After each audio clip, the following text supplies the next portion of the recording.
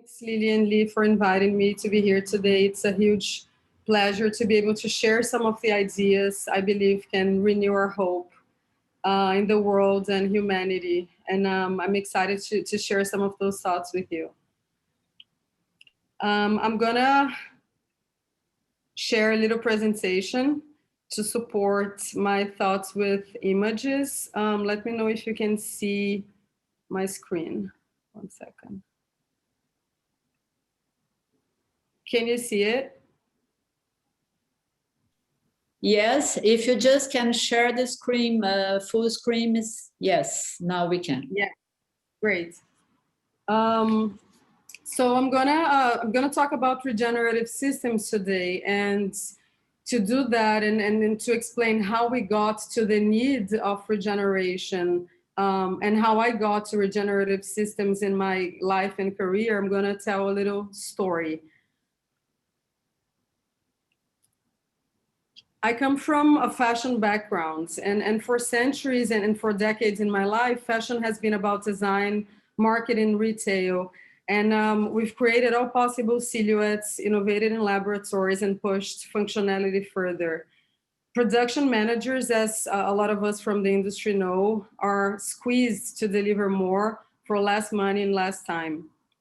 And I've started to question the purpose of the work I was doing, which was ultimately, despite of being creative business or for companies and creators that share the same sustainability values that I do, it was ultimately to sell more. And in consequence, to extract more resources, a lot of them that couldn't be renewed. We're known in fashion for being incredibly creative. And I started asking myself, why were we not using the same creativity to invent this fashion engine and contribute to a better life for both people and the planet? So I'm going to start with this work from Carmésia Emiliano. She's an indigenous artist from the Macuxi ethnicity. It's from Roraima, the state of Roraima in Brazil. And she is an amazing artist. And I'm starting with this because the philosophy of indigenous peoples and how they live in perfect harmony with nature, with their surroundings, extracting resources that they need to live with so much respect and conscience, inspires me every day in the life, in my life and in the work I do. And it also inspires a lot of the work we do at FARFARM on regeneration and agroforestry. We're stuck in labs creating complex solutions for the problems we created ourselves, when a big part of the solution, in my opinion, is being taught for thousands of years by original peoples. And then it comes, should I actually hide? Let me try to hide the camera here. I don't think I can do that. No, okay. Leave your camera on. Oh, I was gonna hide just from my screen, but I'm guessing you can't see, you're it's seeing okay. the full. The audience can't see it. Yeah, okay. And then it comes the steam engine, invention and development. And until then, man was highly dependent on nature, on the water currents and the winds to navigate and to explore the world. The steam engine was a technology that allowed men to dominate nature, to reach at its own new areas where it expanded manufacturing to, and I think most of all, well, to expand manufacturing independent of waterfalls, for example, which were the energy source before. And most importantly, I think to reach new sacrifice zones, as Naomi Klein called them, to extract everything they could from nature and from people. Some of those sacrifice zones are all the colonized countries where men just went in to take everything they could and leave. There's a sentence from James Watt. James Watt was a guy who developed a faster, double powerful steam engine. And he said, nature can be conquered if we can find her weak side. So this modern day extractive economy had a patron saint, a guy called Francis Bacon. Francis' ideas even predate the steam engine or even co-extraction at industrial scale, But once those technologies happened, Francis Bacon's philosophy got immense power and started to make all sense. So he believed that man should no longer bow to nature, but that nature was at our disposal. I chose this quote. Francis Bacon lived in the 1500s, so it's been a while. And this quote is double annoying and horrible because he's not only making very clear his belief that we should dominate nature, but he's also comparing or making an analogy between nature and the female sex organ. And we can see what he was about here. And this was a point of view that related to this idea that the world is a frontier of conquest rather than a home, going back to how indigenous peoples think. It was not a coincidence that the market economy of consumer products and fossil fuel emerged at the same time. This combination allowed for an unprecedented production of consumer goods. In England, for example, with the steam engine technology, they went from importing 2.5 million pounds to importing 366 million pounds of cotton in an 80-year period. And this image of a man's dominion over nature is deeply rooted in Western thought, but Francis Bacon put a particular emphasis on it. He was a key figure in this philosophy that we call the Anthropocentric Philosophy. And he dealt with the progress of the world, believing that everything must serve human welfare at the cost of nature's destruction. So the anthropocentric point of view is basically the idea that man is above all other beings, and man is fully dominating nature, and all the other species should exist to make man's life better. And what we're proposing at FARFARM, and what started to lead me to this path, and what we in ecology and environmentalism propose, is to go from this ego pyramid to an ecocentric point of view, which is one where man is part of nature and sees himself as nature. And emphasis in as nature, because this is the higher level you can have of respect and feeling part of this environment. And this is exactly what indigenous peoples always believed in. There's even, I think most indigenous languages, or at least in Brazil, don't have a word for nature because they never see nature as a separate entity of themselves.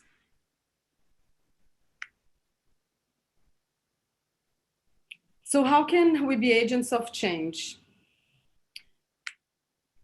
What comes to mind for me as consumers, which we all are, is by being conscious about the origins of things. After years working with manufacturing in fashion and different markets, I see how the mainstream consumer has no idea of where things come from, that everything has a source, be it on a lab or coming from Earth. I think spreading spreading conscience about the resources we need to produce things is the first step for us to make more conscious decisions every day we buy something. And as designers and makers, which a lot of us here are, by imagining ways to compensate our impact. So I believe that only when we understand the interconnections of this delicate system between resource extraction and buying is that I believe we can change the impact that the fashion industry has in the world.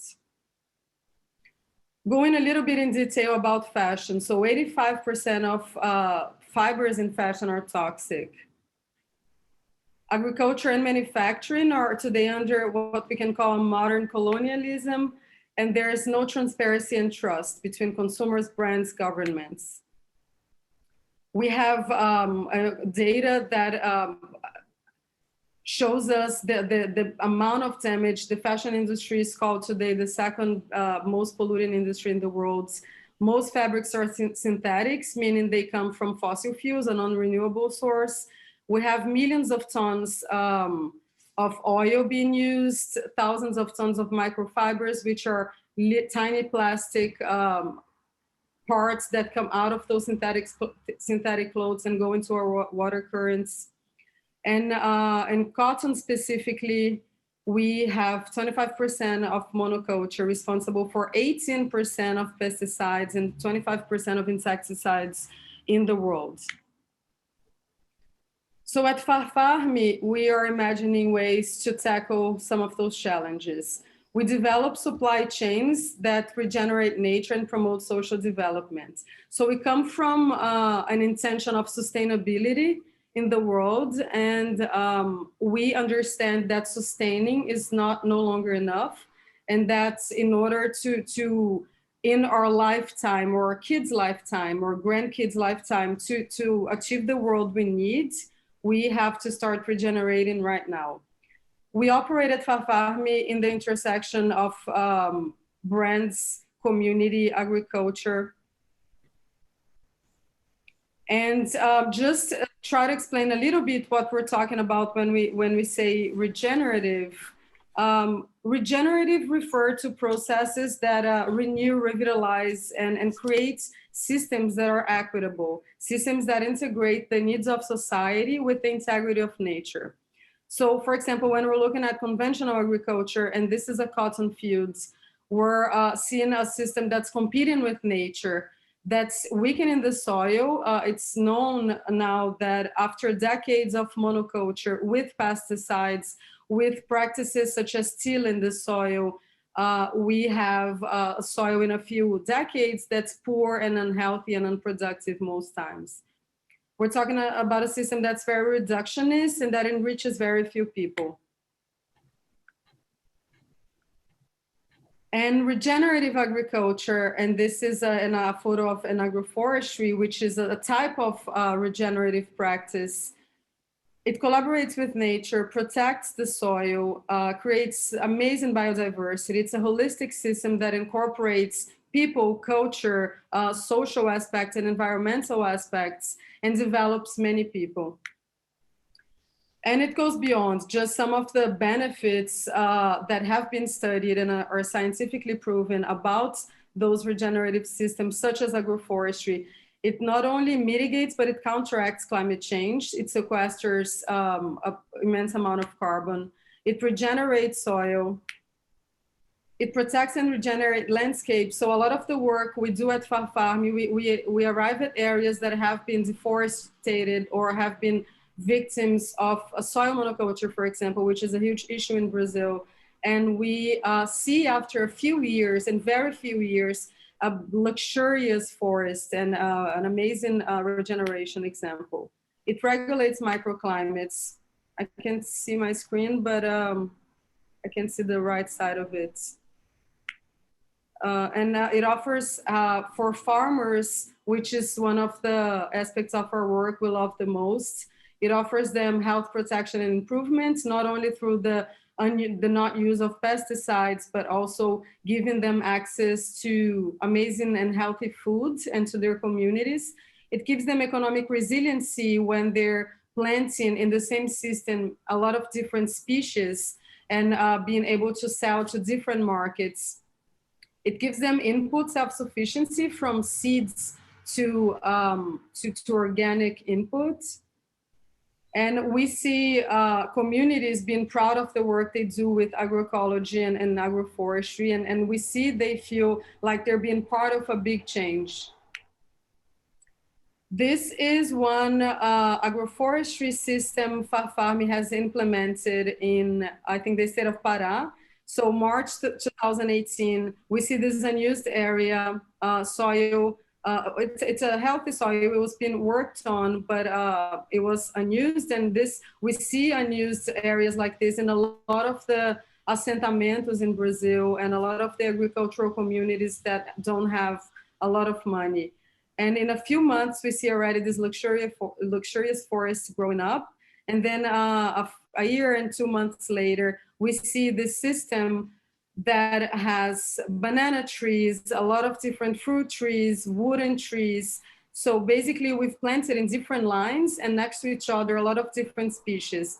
And those species after a year are connecting with each other underground through soil, through nutrients, through smell. And we have the presence then of a lot of different insects and what's monoculture called pests, we see them as agents that come in to tell us something's wrong.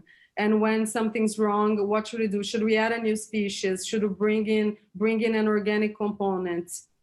So here, for example, this family or this community will harvest and sell all those different species.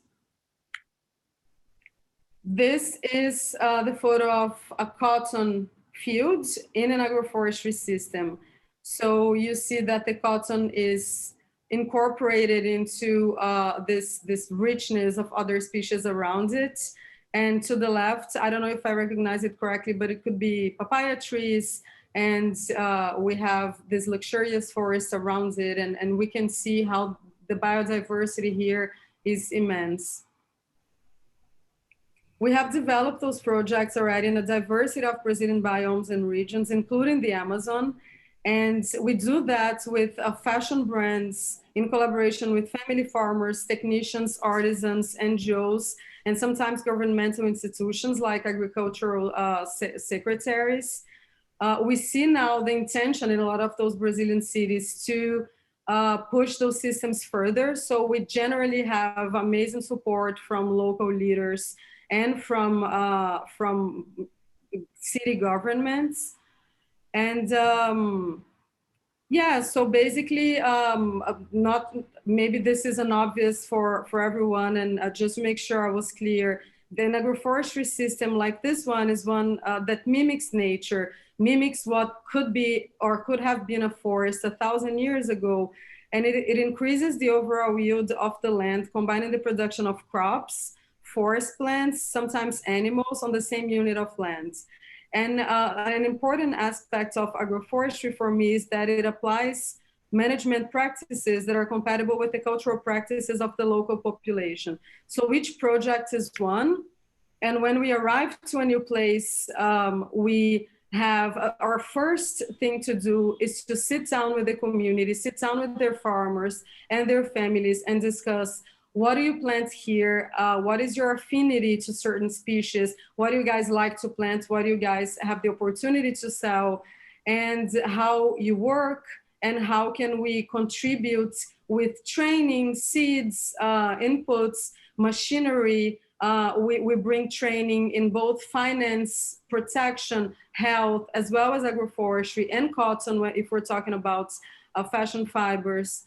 And we just guide them through for years in how they can have more ethical and healthier agricultural practices. And what we see in the end is a community that has been regenerated and that's going to have for decades to come a much healthier relationship with their environments and in themselves. And to end, I think this very powerful quote from Naomi Klein, an environmentalist I admire immensely. A fresh generation are marching for revolution, and they want to wear clothes that tell a new story. And we at FARFARM are helping to tell, or at least we hope we're contributing to tell that new story. And I'm sure a lot of us here today are too. And this is my email address if you guys would like to ask any questions or discuss agroforestry, regenerative systems, regenerative supply chains further. It's going to be a pleasure to talk to any of you. Thank you.